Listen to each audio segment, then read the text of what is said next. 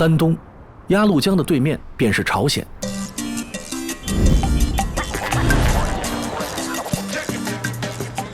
丹东的餐桌也少不了朝鲜的风味，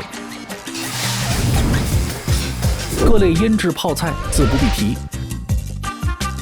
荤素拌饭如今风靡全国。先别急着吃，来口酱汤顺顺喉，汤足饭饱，甜品米酒不能忘。黄豆粉裹着打糕，绵软香甜，这便是朝鲜族来自白山之下的勤劳味道。除了这些经典款，还有一个只在当地才能品尝到的特色——高丽火盆儿。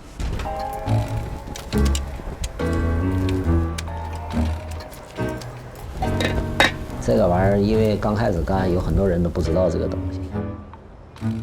他问人家是什么服务项目？来，咱们暖和暖和。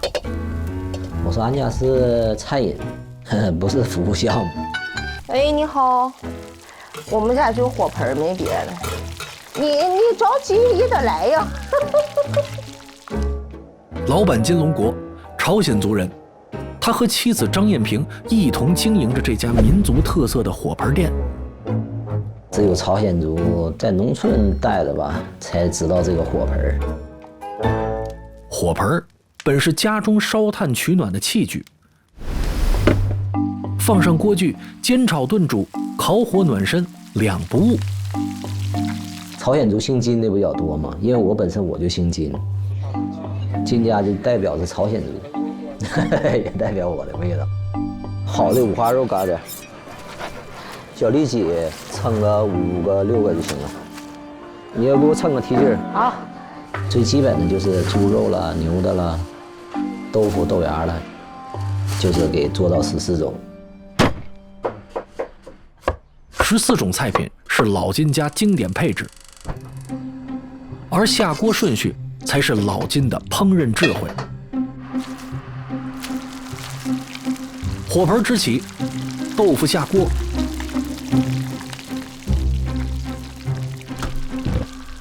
另起炉灶，生肉开炒。为了让食客不必久等，老金练就了左右开弓的烹饪模式。豆腐煎到两面金黄，加入新鲜时蔬，里脊与平菇、洋葱翻炒，肉香或者葱香，给足了锅的底味。随后便是关于牛的主题派对。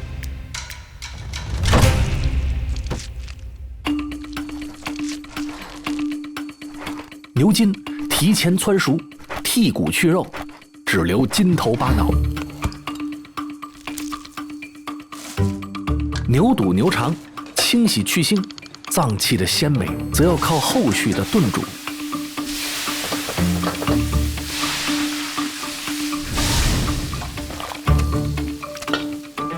自家的熏肉切片，丰富风味。之后是朝鲜族特色血米肠，马上封顶。我做的高丽火盆就是以自身的味道吧，融合着10几种的菜融合到一起出来的味道。14位成员垒成一座小山，接下来就交由炭火慢慢烘烤，释放出层层风味。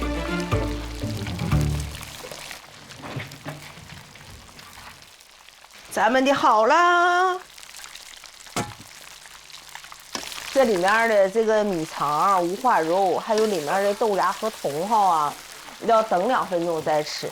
我没说了，剩下这10样现在都能吃。所谓靠，融合煎炒与炖煮之精髓。像什么其他豆芽那些之类的什么肉了，都需要用慢火来把它水分烤干之后才出来味道。让食材在煸炒中生香，在炖煮中交融、浓缩，释放出浓郁的风味。我不是朝鲜人，对米肠这个不老吃就不知道，但是我觉得放这里边多糯的，然后皮儿吧也挺根劲的，反正我觉得。这牛肚还有牛筋，我吃的觉得挺好的。它这个就类似于煎锅一样，把那个油都给煎没了，吃的就是油香油香，挺好。食材太多了，但是他家的食材就是你肉眼可见，就是新鲜。你瞅这茼蒿都支棱八甲的，像这样牛筋儿的，完了小肠的，你吃不出来那种异味儿。哎，你吃一口，你还想吃第二口。绝对就是那个香味儿啊，就感觉把所有的香都提到一起了。牛肠啊，牛肚啊，这都平时吃不到的。边烤边吃，嘶溜哈拉，口吐热气，这便是火盆的美味秘籍。还有他家辣白菜推荐一下，这个辣白菜自己做的特别好吃。那这个五花肉，你就刚才这样夹泡菜，上面一层，下面一层，给它夹上泡菜，吃的一点也不腻。这都下五花呀，可好了。而这14种菜中的重磅成员，便是这老板娘经典酱肉。娘，多浓。酱是朝鲜族家里的百搭王者，而酱肉堪称衡量女主人手艺的标尺。我儿子对五花肉一直就热爱着。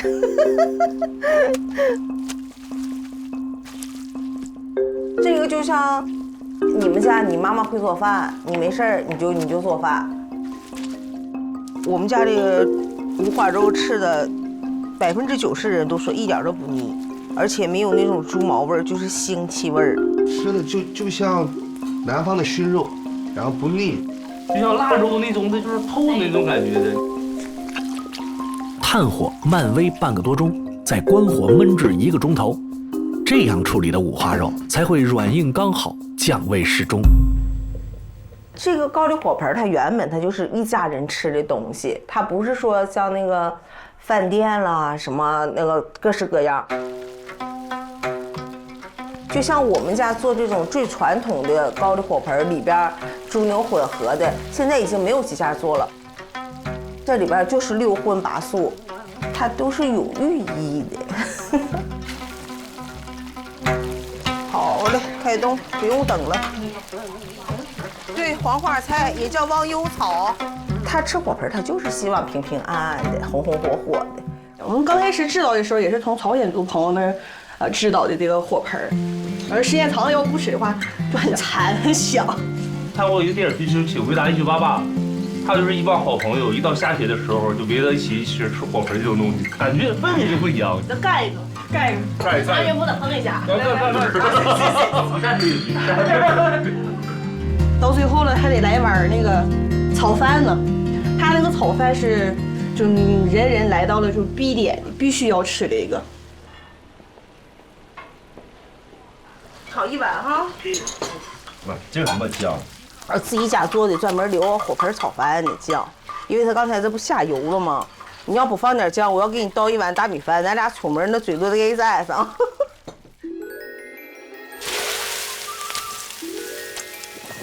泡菜酱是融合在朝鲜族灵魂中的滋味。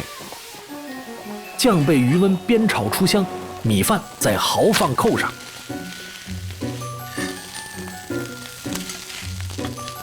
充分搅拌，平铺锅底，一锅美味汇聚其中。这个饭哈，怎么也得烘2分钟，最少5分钟以后翻个面，再等2分钟才能吃啊。煎一下，然后再翻个面儿，然后等这个米长里面起疙的那种更好吃一点，就是有点像锅巴了那种。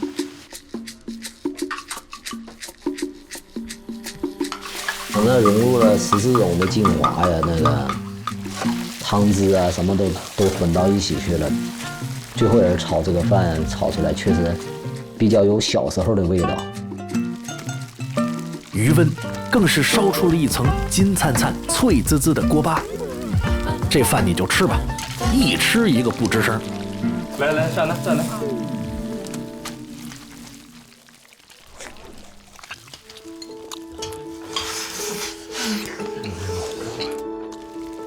吃到嘴里就是脆的，就咯吱咯吱响的那种。它这个就是把整个食材的那个油都煎出来，然后拿那个油来弄那个饭，能更香。照样也是香。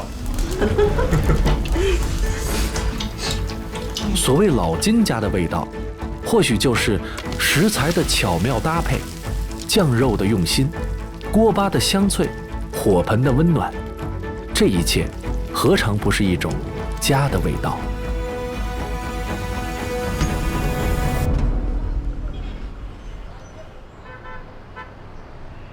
午市休憩，才算得空休息，一家人累得长舒一口气。他不愿说我喝一杯咖啡，他不嫌弃我。我说你看东北老娘们做菜多好吃。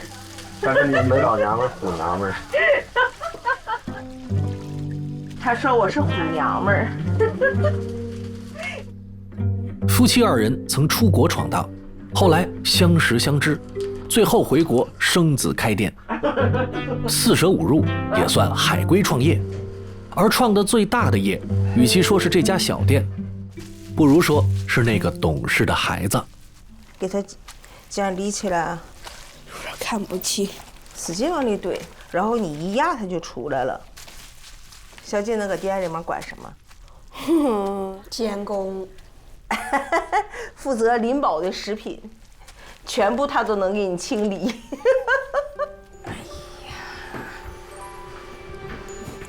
吃完了热闹。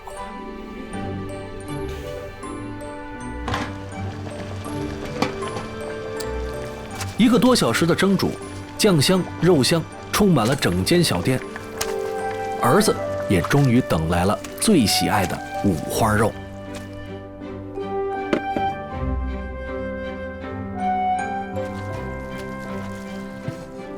俺们家那个最瘦那小的要吃肉。哎呀，干饭店得等客人吃完了，我们收拾完了才能我们再吃饭，要不吃早了跟客人碰一起了，客人也不好意思吃。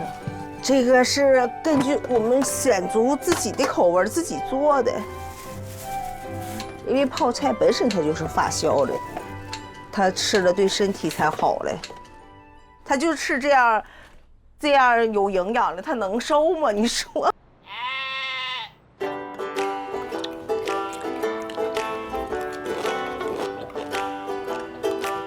我切那么些肉，我才吃几块，他爸一块没吃。从幼儿园开始就是放学了，完了去把他接回来，一直到我们下班，一直都跟着我们。像儿那么胖，就是因为以前都是我们每次下班出去吃饭的时候都9点多10点多了，吃完饭回家了就收拾就睡觉，基本上哎呀他也没有什么运动时间，只能说是他比较多余点。有了他吧更幸福，他觉得一个家比较完整，因为有了他我才从韩国回来的。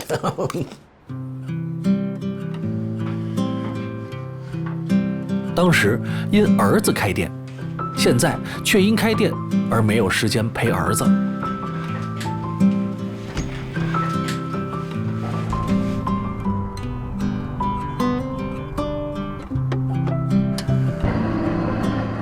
以前吧干的倒挺多，小菜啦、什么拌饭啦、炒饭啦，什么玩意儿都上了。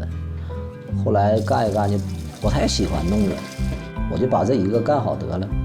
干太多了吧，一个是累，再也忙不过来，一个人根本就忙不过来，就是还不如就把这一样干好了，其他的我也就无所谓了。喜欢吃的就来吃，不喜欢吃的我也没有办法。每来一位客人，我都想以最好的味道回报他，让他吃好，